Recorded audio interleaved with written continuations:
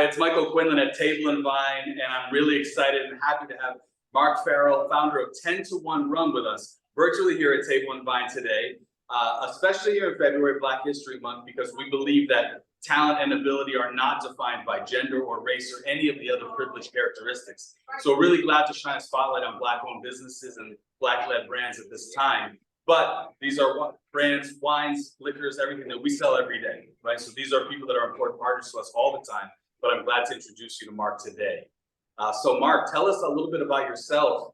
Basically, the history of you up until when you started 10 to 1. What did you understand about rum and learning to blend and so forth? Yeah, absolutely. Well, first of all, Michael, again, thanks for having me. Appreciate the entire Table and Vine family for giving us the opportunity. So I'm Mark Farrell, founder and CEO of 10 to 1 Rum. I always kind of begin the story with the accent that everyone is hearing, right? That's always the first question. So born and raised in Trinidad and Tobago. So proudly Trinidadian, proudly from the Caribbean. And in a lot of ways, that is sort of the genesis, the origin story of 10 to 1. I should mention, by the way, that I moved to the US as a 16-year-old to Boston, Mass. So my first winter experience back in 99, 2000, and sort of gone on from there. And so I always kind of describe myself as somebody who has one foot immersed in everyday Caribbean culture. My family's still at home in Trinidad. I was there last weekend. And one foot immersed in US consumer culture, right? My entire adult life was spent here. And I think in a lot of ways, having seen the gap between the way in which rum and the culture that surrounds it are brought to life where I'm from at home in Trinidad versus the way in which you often see it being brought to life here in the US was a big part of the inspiration for 10 to 1, right? I think so many folks who might be watching this, they'll recall their fond memories of drinking rum, on a vacation in the Caribbean, or some of the younger folks on one of their little spring break adventures. And those are all fine, but I'm trying to get folks to think about rum in a broader set of occasions, certainly in a more elevated and more authentic fashion, right? We've seen the revolution that's happened with tequila, the whole agave category. We've seen the revolution with American whiskey, the bourbons and the ryes of the world, even gin in certain pockets. And I want 10 to 1 to be part of that renaissance, right? I think finding ways to get consumers to reimagine rum for the first time and think about it a little bit differently.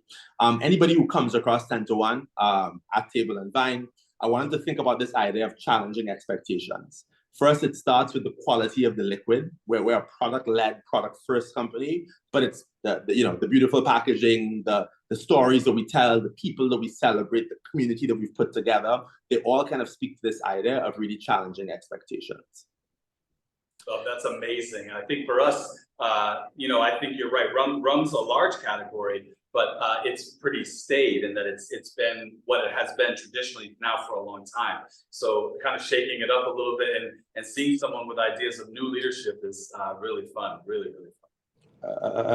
Appreciate that greatly, and as you mentioned, sort of shaking it up a little bit and bringing a different point of view. I know one thing you asked about was sort of how I got into this whole idea of blending, right? So it's interesting. I always tell people that the 10 to 1 is not a Trinidadian rum from a Trinidadian guy, right? I wanted to bring different distillation methods, different provenance, different terroir to life from around the region. If you've been to Jamaica, you'll see that the soil composition in Jamaica is very different than what you'd find in Barbados or in Trinidad, right? The distillation methods that are prominent in each of the islands, the techniques are actually quite unique. And so when you think about sort of rum as an umbrella category, you're going to find that they're brought to life in very, very different ways. English-speaking Caribbean, Spanish-speaking Caribbean, even French-speaking Caribbean, and what have you. And I thought that putting those things together in a single blend could lead to something that was very nuanced and very unique in its own right. And so again, folks who are exploring 10 to 1 for the first time, our core aged rum expression is actually a blend from 4 countries: Trinidad, Barbados, Jamaica, and the Dominican Republic. It's an 8-year-old rum. I always tell folks, because of the climate in the Caribbean, the heat and the humidity, rum can age 2 to 3 times faster than your comparable Scotch whiskey. So you're going to drink this 8-year-old rum and put it alongside a 15-year-old whiskey, and you'll find that it has way more, I think, nuance and perhaps character than its counterparts of a similar age and stage. I always tell folks our rums have no additives of any kind. So again, people always think about rum as, well, it's too sweet and there's a bunch of sugar added in. What about the calories? Same number of calories per ounce as your favorite tequila or mezcal. Go tell all your friends, right? And it's an incredibly versatile spirit. So that dark rum that you have in front of you, Michael, whether you were sipping that neat on the rocks, little splash of soda water or coconut water, which would be reminiscent of how we would drink it in the Caribbean, and use it to up-level your cocktails. In these winter months, I would say a delicious rum old-fashioned or a Manhattan is what you're going to want to create with that spirit. It really has a tremendous amount of versatility and a ton of range as well. That's great. So Mark's talking about this, what we refer to as the dark rum here, and again, 4 different countries, and this is at 40% alcohol, so 80 proof, so full strength, not overproof, just full strength here, and something that Mark has just suggested, of course, for sipping on its own, but also as he said, up leveling your cocktail, right? So you think about cocktails, and when you add a spirit that's just a little bit better, what it does for that, right? You're just bringing everything up, right? All ships are rising with the tide. The other thing I wanted to note was Mark talked about the temperature, right? The Caribbean being warm, and that the spirits are aging faster in a warm environment. We know that also from the bourbon culture, because the barrels that are on the top of the rick house are aging faster than the barrels at the bottom because the heat is rising, of course. So it's the same prospect. But of course, they're talking about blending those different barrels together to create one standard spirit, whereas here, every barrel is in a warm environment, so you're getting that extra age quality or that quickly aged. So I wanted to ask you also about the name 10 to 1, because I read about it on your website and I thought it was fascinating. I think our customers should hear about that from you being introduced to your brand today. Yeah, absolutely, Michael. Happy to share it. I always try to make sure that folks walk away with this understanding that every element of the 10 to 1 brand is intentional. There's a reason behind everything we've done, every decision we've made, and that actually starts with the name. So the name 10 to 1 is inspired by the original Caribbean Federation, which consisted of 10 countries. So quite literally 10 becoming 1. And Trinidad's Prime Minister at the time, Dr. Eric Williams, had a famous saying where he had remarked, 1 from 10 leaves 0. He's a brilliant guy, he was good at math. The point he was making was that if you remove 1 from the collective, the whole thing falls apart. And so we like to say that 10 to 1 is a brand that is based on this idea of community, strength in numbers, the idea that we're all stronger together than we are apart.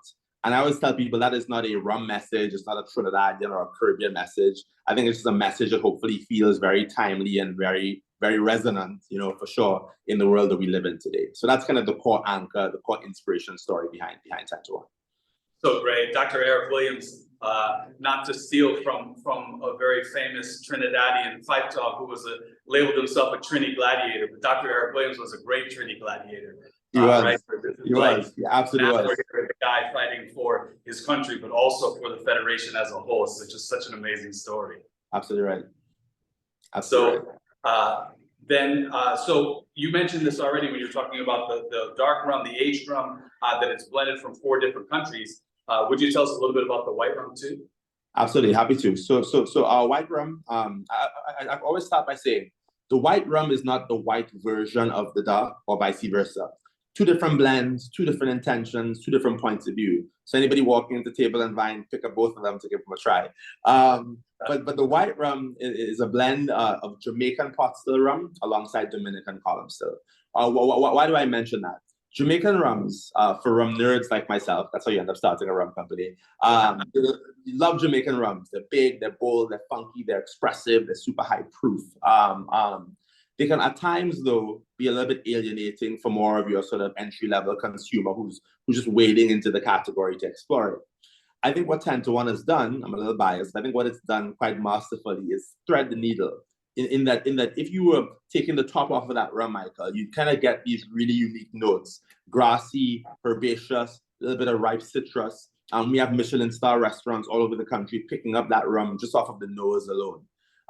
But it drinks in a very clean and approachable way. A little bit of white pepper on the palate, sort of long, smooth finish. You hear people discuss the fact that the rum has great legs, a little bit of viscosity, some great body. Why is that important? Because whether you're just combining with a little bit of soda water or coconut water, building a classic daiquiri. And for folks who are listening in, classic daiquiri does not require a blender.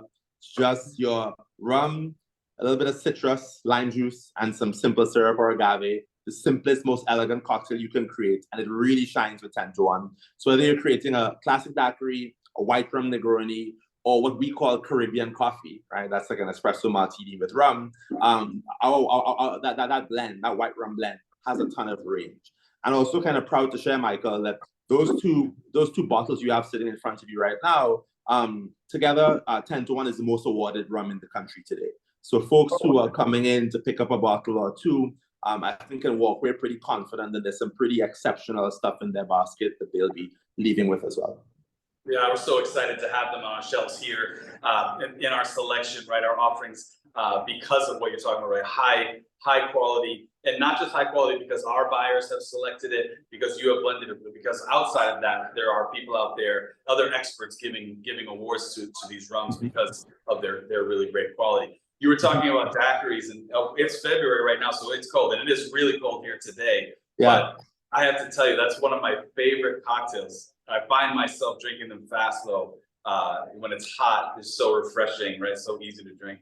Yeah, for sure. Super crushable, you know?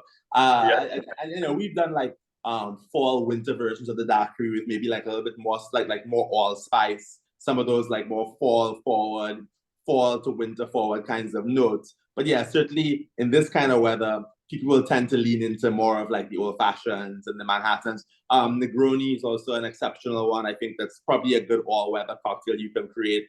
The Caribbean coffee, i.e. our version of the espresso martini, I think some of those, and even if you want to do sort of a hot serve, something like a hot toddy, using the rum would be a great example of a cold winter day in New England or in New York, whatever the case might be. Right. When we're done, maybe I'll find a way to warm up with some 10 to 1. Yeah, make it happen. Make it happen.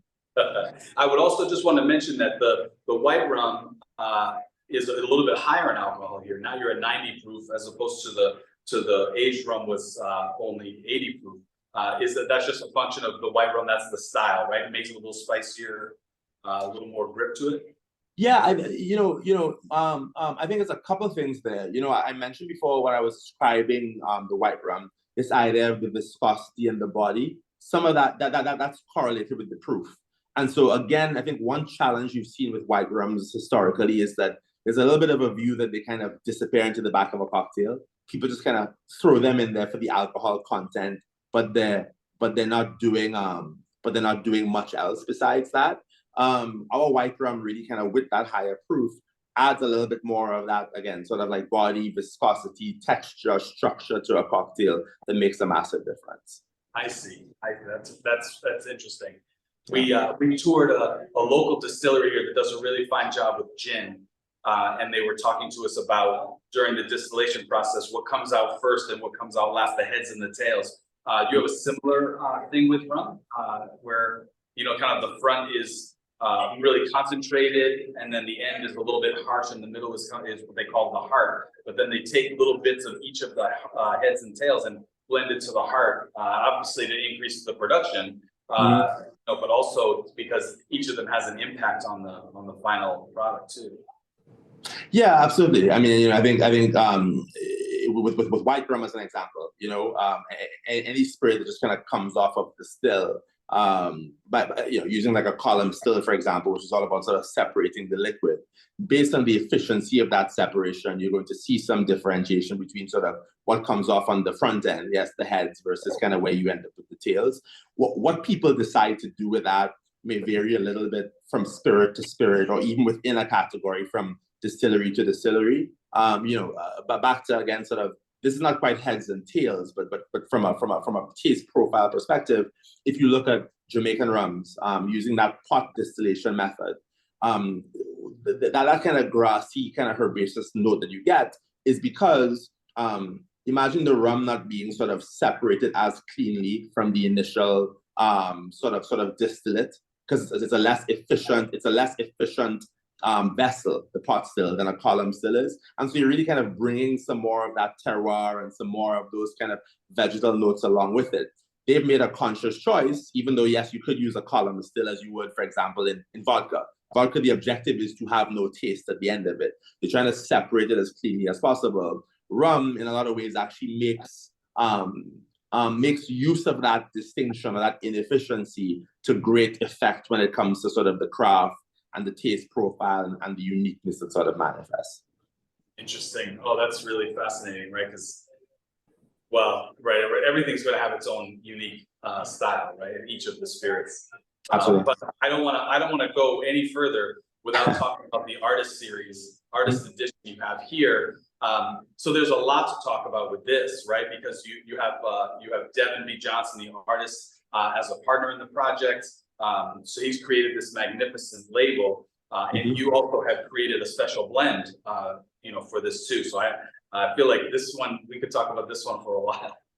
Yeah, absolutely. And another great point of pride for us with the brand. So the first two that we introduced, Michael, to all of your listeners, those are our two core SKUs, our dark and our white. They exist all day, every day, all the time, and they're exceptional. We love though bringing in new news. Hopefully your customers will get to know 10 to 1 as a brand. That really kind of has innovation and creativity as a hallmark. It also has this idea of community and collaboration as a hallmark. So we love doing things in concert with other folks. And the limited edition release that you're seeing right there is probably just the latest example of exactly that. We thought that for Black History Month, last year we did another sort of special limited edition release for BHM 2022. For this year, we wanted to do a very special bottling.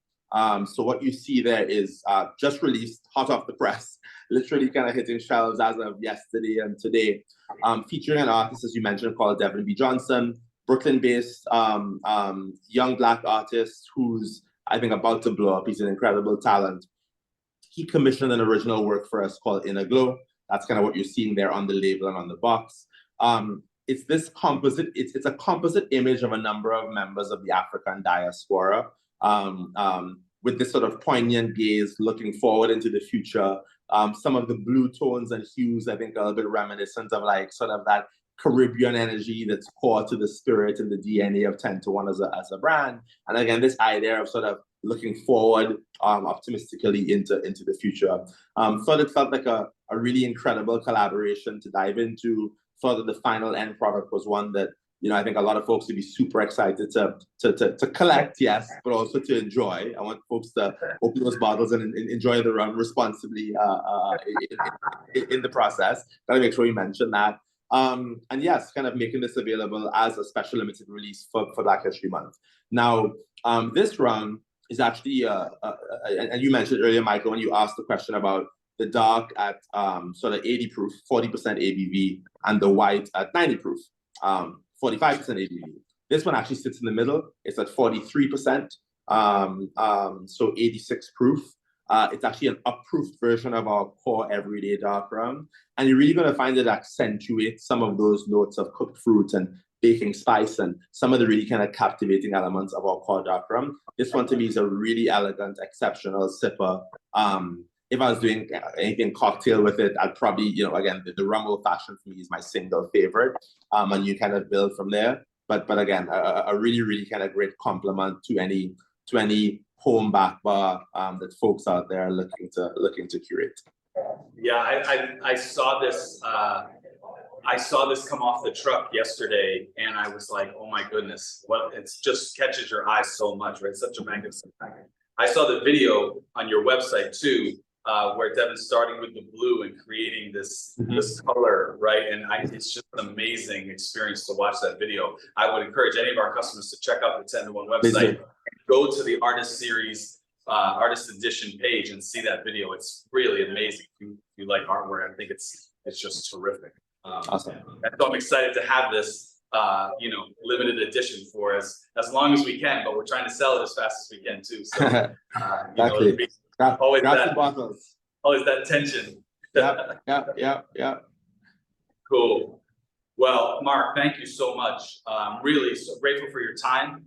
Grateful for your creations here. Grateful to represent them in West Springfield, Massachusetts too. So Thanks so much. And I hope that someday we can welcome you here in person. Certainly when it's warmer than it is outside today for one of those daiquiris that we were talking about. Absolutely, absolutely. Look forward to toasting you and the rest of the Table and Vine family out there in West Springfield. Appreciate the time, appreciate the support. And yeah, I hope that your customers find a lot of joy. Certainly the rum has been created with a lot of love and care, but hopefully you guys have a chance to enjoy one of, if not all of, the 10 to 1 expression in the next future. What's that? Responsibly. Exactly. Not at the same time. Cool. Well, thank you so much, and we look forward to meeting you in person. And folks, these are in the store now, ready to be purchased. The two rums here, the everyday rums, and I say everyday because they're available every day, are at $29.99, and the special artist edition at $64.99. So we look forward to you coming in and asking us for these rums and enjoying them. Thank you so much. Have a good day. Pleasure. Thanks so much. Thank you.